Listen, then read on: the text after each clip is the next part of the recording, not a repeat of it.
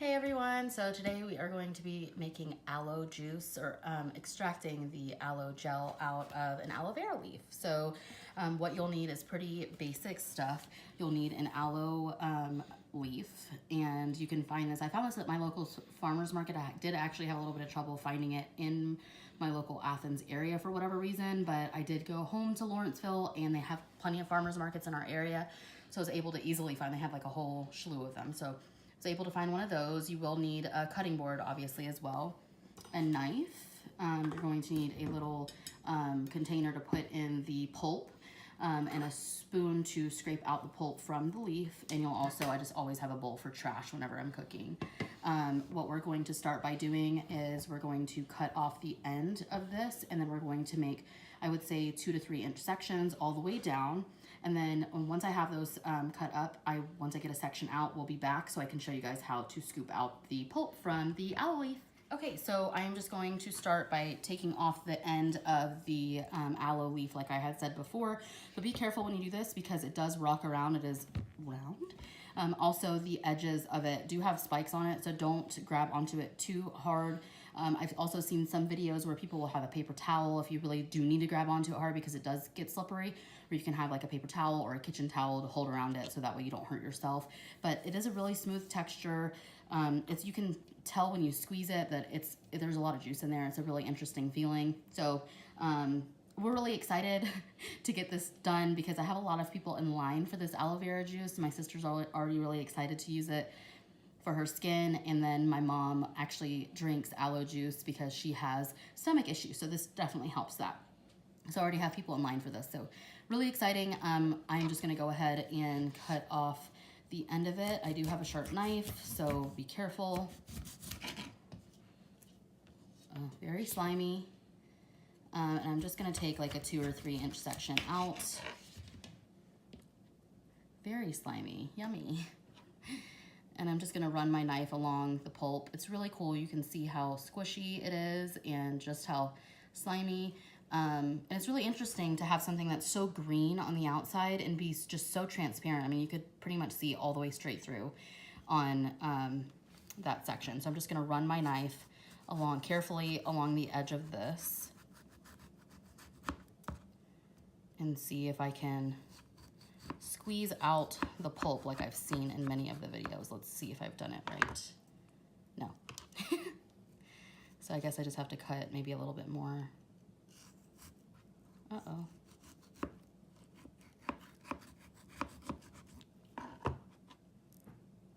Almost. I think what I'm gonna do is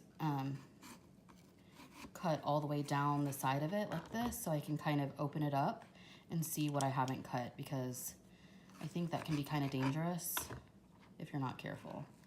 I'm just gonna open it up and there's the pulp. Oh my God, it's so slimy. Wowza.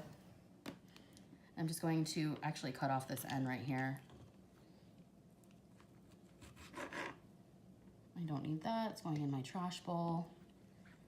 I don't wanna get any of the ends in there because I know that's, or the outside of the leaf part in there, because I know that's gonna take away from the juice portion of it. I think it'll get easier as we go. It wasn't hard by any means, but I think it'll get easier as we go because that one was kind of concave, the way the leaf was shaped, or that section was shaped. So I'm just going to, I know that we have the spoon so we can scoop out any of the excess, but I think I got this one pretty good. I don't really think there's much that I can scrape out from that, but we will use that technique.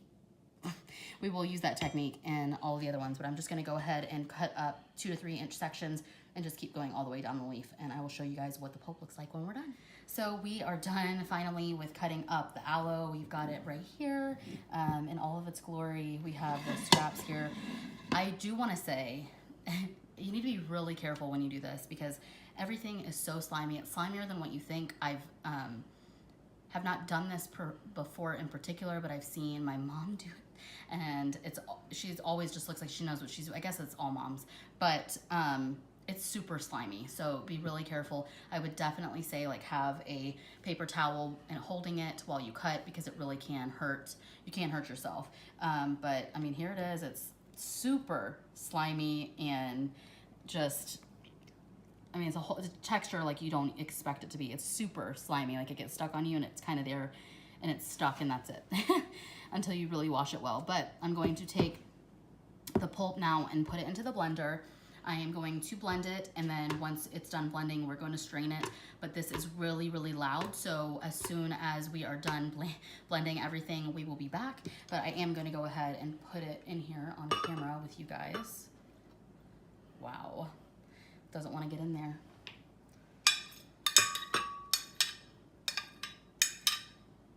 Okay, let's see if we can get it to stop stringing. There we go. Okay, make sure you have the top of your blender on really well, and hopefully this blender works. This is my mom's blender, so we shall see how this works. Okay, we will be back as soon as it's all done. So I've got it all done blending. That was really easy. It didn't cause any trouble, I think, because the aloe itself is so has so much liquid in it already. So I have it's the same bowl that I had the pulp in before. I'm just gonna use that, and I have my strainer, my sieve. I'm just gonna pour it in there and use a spoon to kind of move things around so that way it can strain well. I'm just gonna do this in pieces, or in parts, I should say, so it's not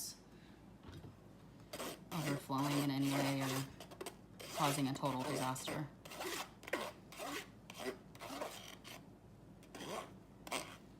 But I'm just gonna help it go through. Sorry for anybody who hates the sound. I know there's lots of people out there who don't like the sound. It'll all be done quickly.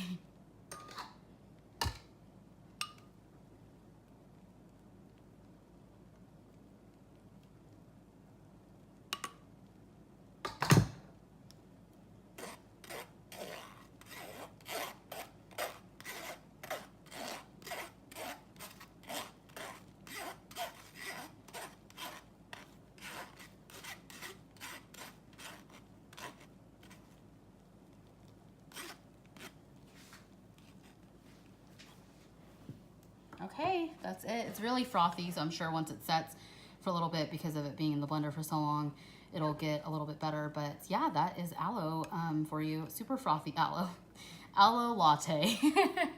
But yeah, so I know that you can store this in the fridge and use it. Like I said, my mom does this sometimes whenever she wants to make aloe juice. Because it helps her stomach. She's some stomach problems, so it does help that. And my sister just loves to use it on her skin. She has dry skin, and she literally puts this on every single night. She has a whole jar of it. So she's really excited to use this. I have, of course, used aloe whenever it comes to sunburn and stuff like that. Although I may be Arab, I do burn very easily. So I'm always putting on aloe vera. I have to have it every time I'm at the beach. I don't make it whenever I'm at the beach. I always just buy the aloe vera gel that's already made from CVS or wherever. And that always works fine. And I've never actually used this. And this is really interesting because I was in Key West for a couple weeks with my best friend's family. They live down there. They used to. They actually just moved back up to Athens, so welcome home. But I was burned extremely bad. Like, I've never been burnt before. My legs were actually blistered. So we were kind of all joking around about how they could go down the street and cut off a leaf of aloe, and we could just use that to help because it's better than whatever aloe gel I was using before. But I'm excited to see how this works. I'm sure I will be sunburnt within the next couple days because it is the summer.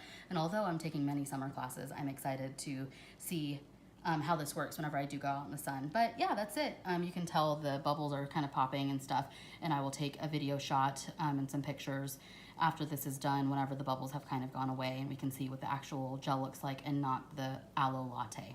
But that is it. Thank you guys. I appreciate it. Bye.